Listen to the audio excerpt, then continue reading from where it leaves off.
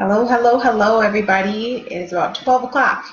And last time, welcome to, I guess I used to call these Fill Me Up Wednesdays, but it's Wednesday. Hi. But last time we were talking about, hey, Natasha, we are talking about refinancing and looking at refinancing versus debt consolidation.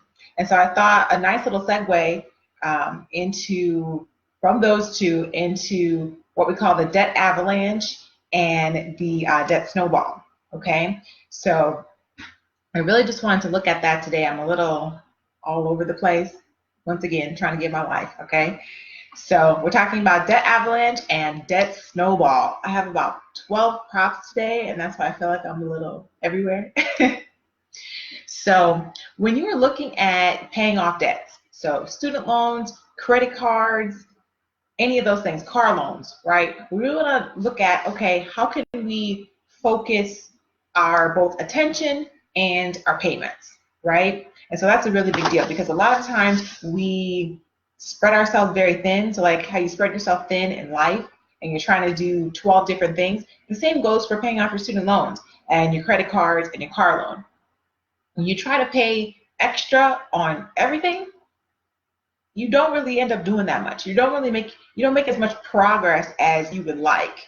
Okay? And so that's kind of a big deal, right? Because over the course of, let's say, a year or two, you expect to say, okay, I've been paying extra money on this. Why isn't it going anywhere? But if you're paying extra money on all 12 things, student loans, car loans, credit cards, medical bills, it's hard to get somewhere. Okay, so that's kind of what we're talking about today is how to focus that attention on a particular loan as well as just how to focus those payments. Okay, so we're first talking about debt avalanche. Okay, so debt avalanche gets its name because it's really about looking at, it's like in the mountains, you have a peak, and on that peak is snow. So it's the highest peak. And then at some point, the avalanche means that that highest peak of that snow falls and spills over down the rest of the mountain.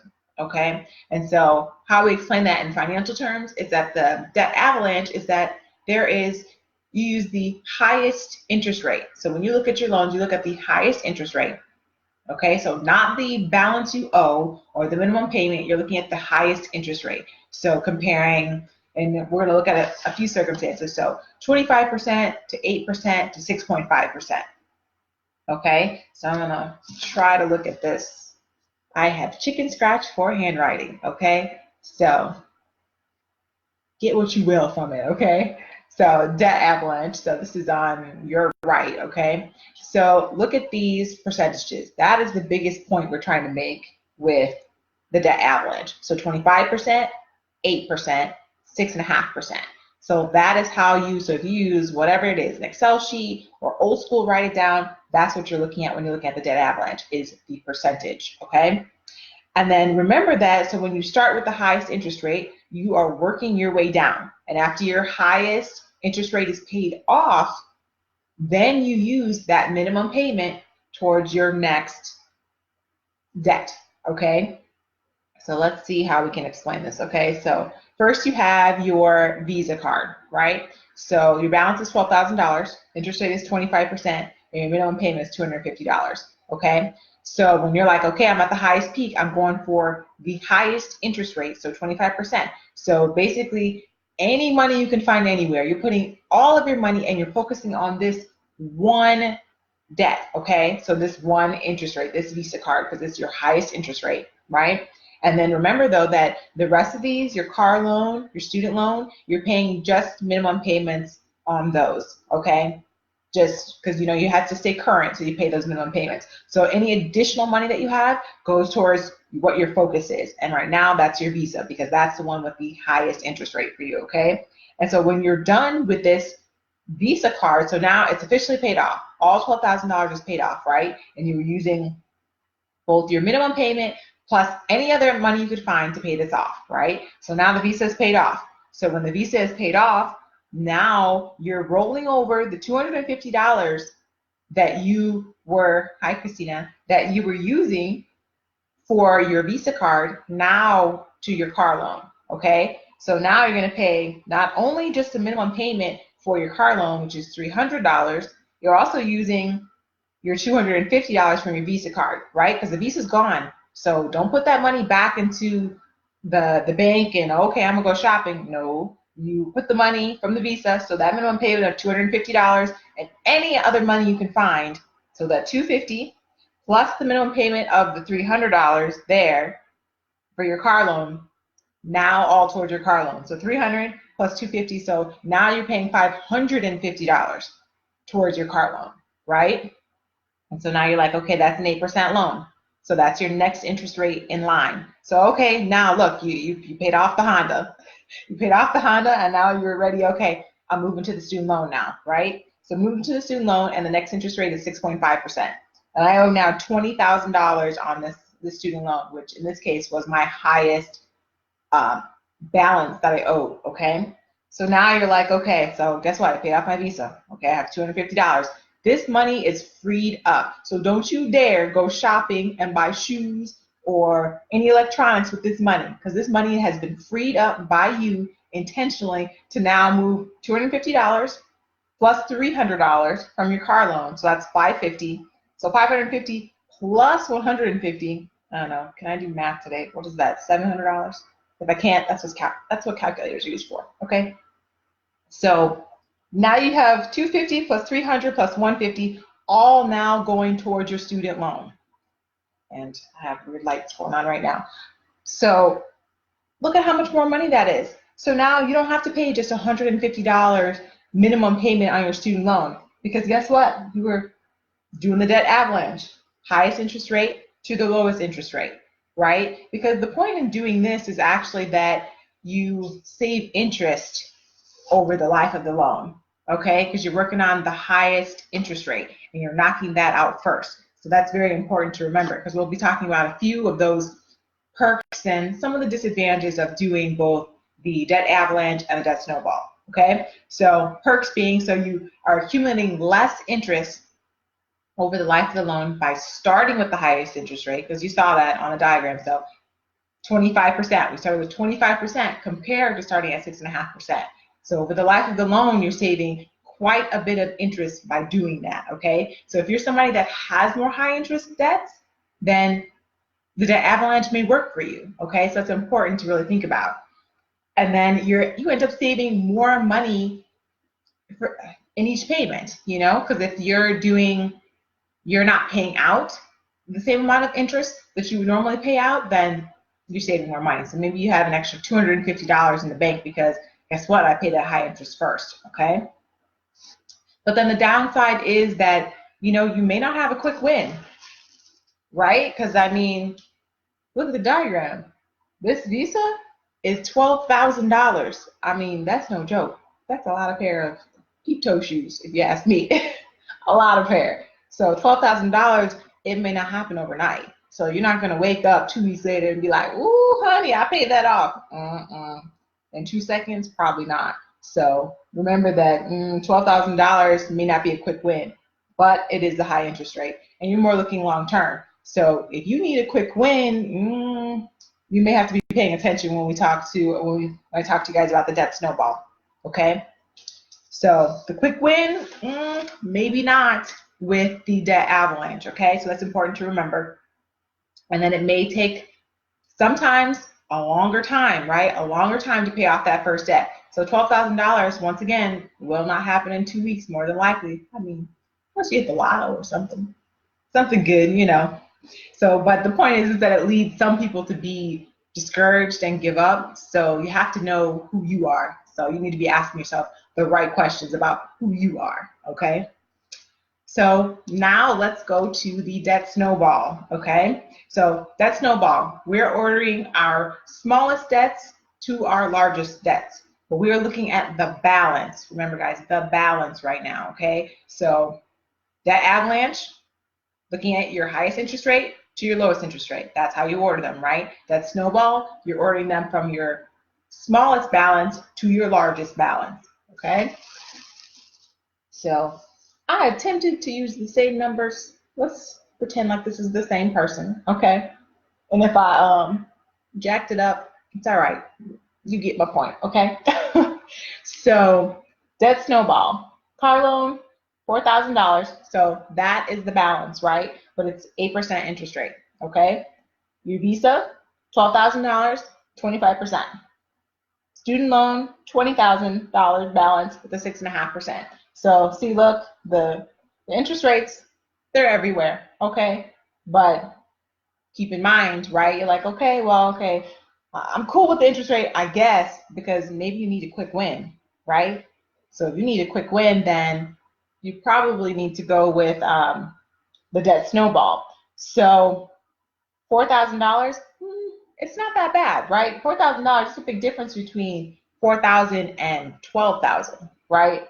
A very big difference. So you'd be able to pay off that car loan much faster. So possibly 6 months or less, depending on, you know, how much extra money you can find in order to put towards that debt. But then the biggest similarity is that you are using every single time the minimum payment from your first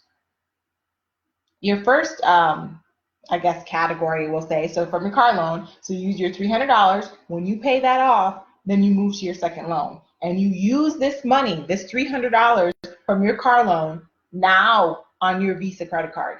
So that is similar in these cases, but how you categorize them is different. Because remember, that Avalanche percentage, we're going by the interest rate.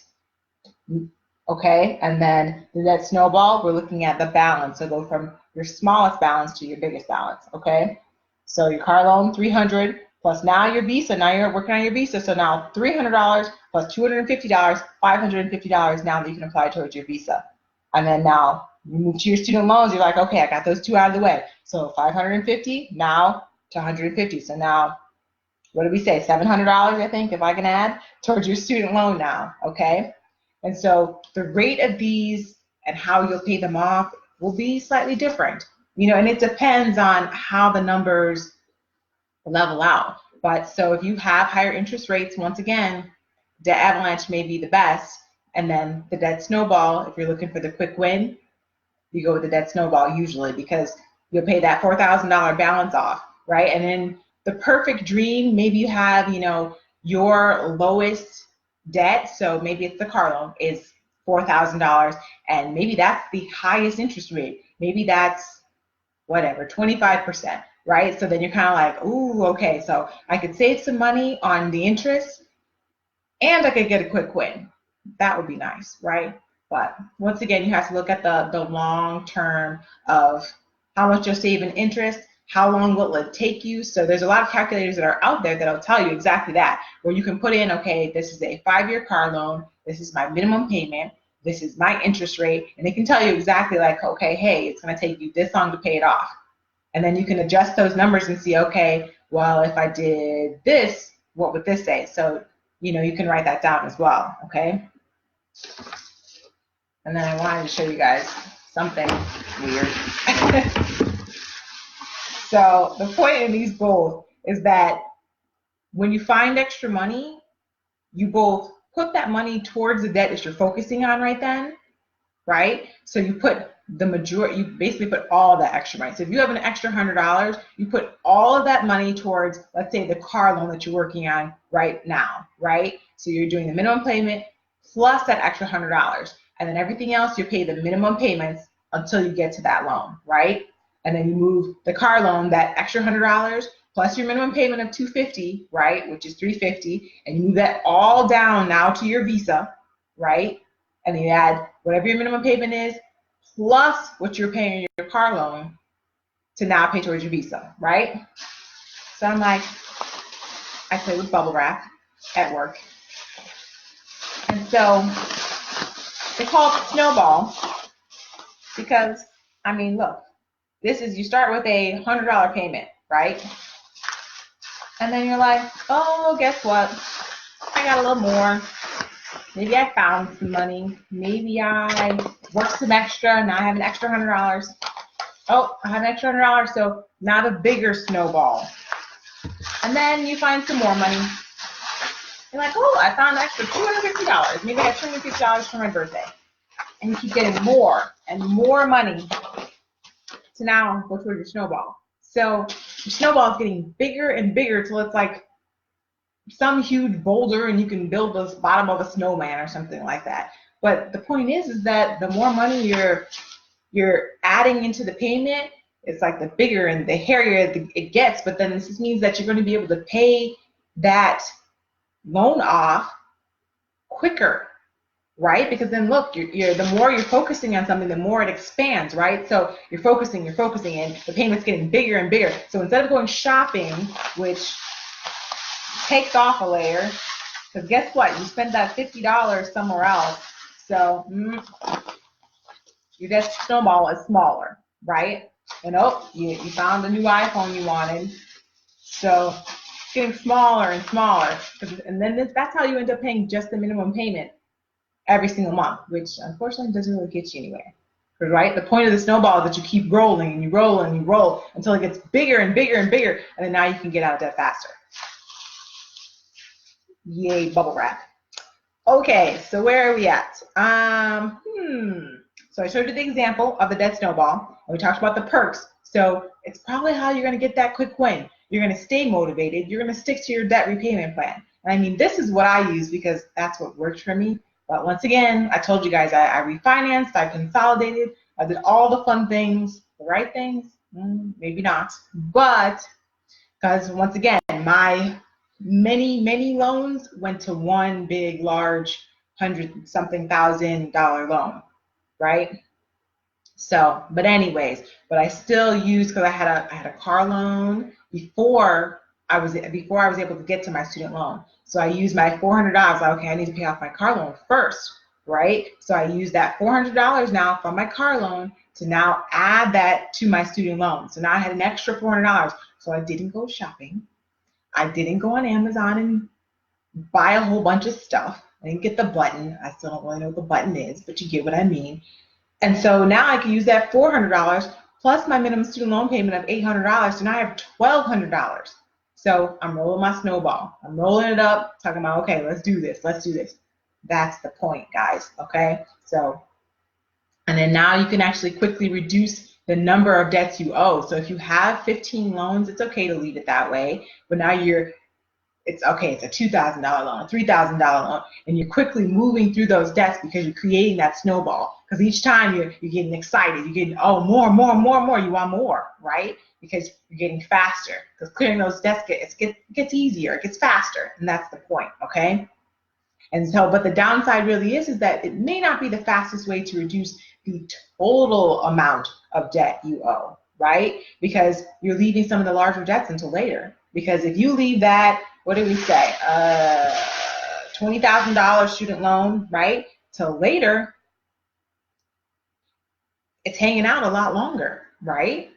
So it may not be the fastest way to necessarily reduce the total amount of debt that you owe. So, but that's pretty self-explanatory, I would say, right? And sometimes you hold on to those higher interest rates longer, right? Because unless your smallest debt, your $4,000 debt, has the highest interest rate of 25%, if it doesn't, then more than likely your highest interest rate is somewhere in the line. So you could feasibly hang on to that a lot longer, so which means you'd probably pay more interest over the life of the loan, right? So you have to be okay with that. If you need your quick wins, yeah, it's all nice to save $1,000 in interest, but if I need a quick win to even keep going, then I need a quick win, right?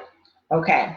And so really a lot of it's at least an option. Maybe it's not the foolproof solution per se, but you can refinance some of your high interest debts, like what we've talked about, right? Because you can go from a 6% interest rate to a 3%. That would help considerably. So maybe it'll take a little bit of the load off of your mind to say, okay, now I reduce this from 6% to 3%. So the interest rate now is less of a big deal. So I won't pay as much interest as I thought I would over the life of the loan. Okay, so those are some options. So the debt consolidation or the refinancing of the high interest debts, see if those make sense for you, right? And once again, the dream would be smaller dollar amount, $4,000, and a higher interest rate, because it's kind of like that win-win. It's the best of both worlds. I get a quick win, and I don't have to pay as much money out, right? And so your life work.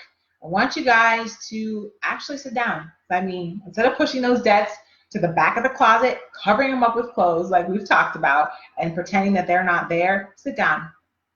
Medical bills, student loans, credit cards, car loan, write them all down, okay? So really do it a lot like our diagram, okay? I'll take a bubble wrap. So do it like our diagram, you know? Excel spreadsheet, old good, like pencil and paper, whatever you want to do. Write down what the debt is, the balance, your minimum payment, your interest rate, and start actually dealing with it, okay? Start actually dealing with it and say, okay, do I have a lot of, because writing it down and putting it on an Excel spreadsheet, it'll show you like, okay, do I have a lot of high interest loans? Okay, does it make sense for me to think about refinancing or debt consolidation? Like there's going to be a lot of things that are churning through your mind at that time. But write down both the categories, so car loan, student loan, medical bills, write down the interest rate, write down the balance, write down the minimum payment. And then really look at, okay, does the debt snowball seem to make sense to me? Do I need a quick win? Or does the debt avalanche make sense because I have a lot of higher interest rates and I want to save more over the life of the loan? And I mean, for you guys that can do the debt avalanche and hang in there for that, props to you, because I was like, I was like, because I mean, come on, think about paying off a $100,000 student loan before, which actually is the highest interest rate for me now that I'm thinking about it. The student loan was the highest interest rate compared to my car loan. So I was going to pay off $100,000 first and then get to my car loan. No, that wasn't for me. I mean, for some of you guys, your situations are different, so, but that's your life work, okay? Sit down and write those numbers down, those interest rates, those minimum payments, and then decide on what's best for you, okay? If you could, please like this video. If you know someone that needs to hear this information, tag them, or please share the video. I really appreciate that as well. I'm trying to think of what else I need to tell you guys. I don't know. Tell me what you guys want to talk about. What do you want to hear about? I mean, clearly I could get on here all day and just chit chat about money and randomness and all these things, but what else do you guys want to hear about? Anybody have questions? Oh, thank you, Christina, for that. I really appreciate it. All of my fun rambling. Yeah. So have a good Wednesday. I am off to work. And once again, please like, share, comment, ask questions, inbox me if you have questions, or email me, or whatever the case may be. My information is all on Facebook. So, and if you want to book a call to speak with me, you can DM me as well, or leave a comment on here. Anything is fine. Have a good Wednesday, guys.